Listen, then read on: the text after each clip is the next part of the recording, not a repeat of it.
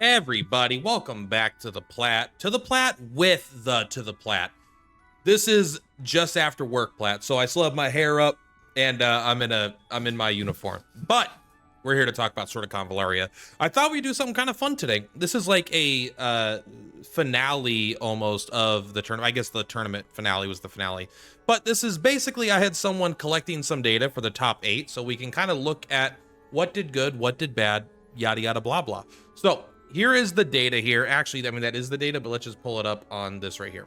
There we go. Also, you know what? Shout out to Lore Weaver. Thank you, Lore Weaver, for doing this. So here is some of the data that they collected for us here. I thought it'd be fun to look at it, and let's just take a look. You can see every team that was here. Here you can see the rank of the players, and here is you could actually see a left versus right win percentage, which I specifically asked for because I was interested in. Now, the number of matches here is 15. I don't think I think that this is probably not all of the matches because I think there was more matches than that in these top 8. I don't know. The point is that we're just looking for the trends and we're getting data. They weren't given perfect information. I just had them gather what they could. But so if we look here, the left and the right win rate was actually pretty equal. I think actually, if you expand this out, I think he got a little bit of data that was not as useful in a bigger pool because everyone was hiding their teams. But I think the right win was actually higher, and then as we got to the better players, the left win started to overtake. But it's actually a little more even than you would expect, which I didn't really expect. I thought the left would have a clear advantage, but it seems like even though the left does appear to have an advantage on this small scale, it doesn't seem to be as big as we thought, which is interesting. Also, you can take a look here.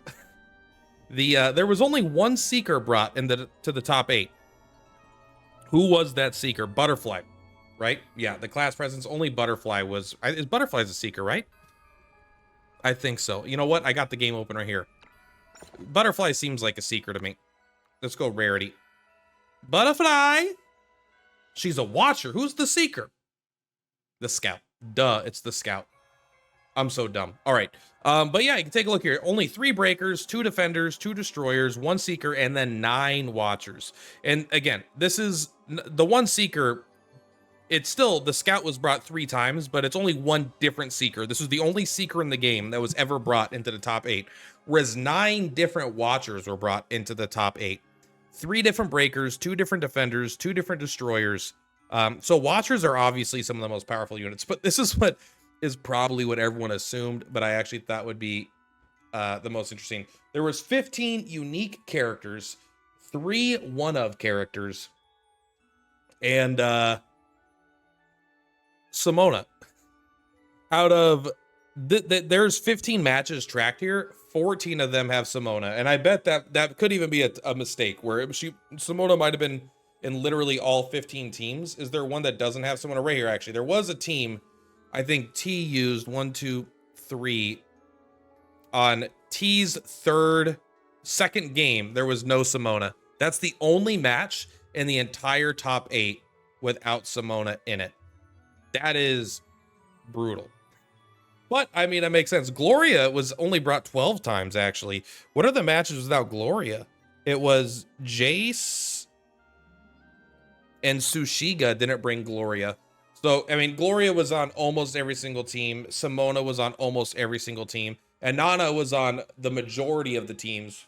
Butterfly was on the majority of the teams. I actually didn't expect Butterfly. I don't think Butterfly's that crazy, but maybe her attack buff is just so good, combined with the healing and the ability to displace things. Like, there's a lot going on. She actually just seems like a really high skill cap character, which is, it doesn't surprise me that she wasn't brought a lot in the low level tournament, and then in the high level tournament she was brought a lot, because that's exactly what I would expect for a high skill cap character.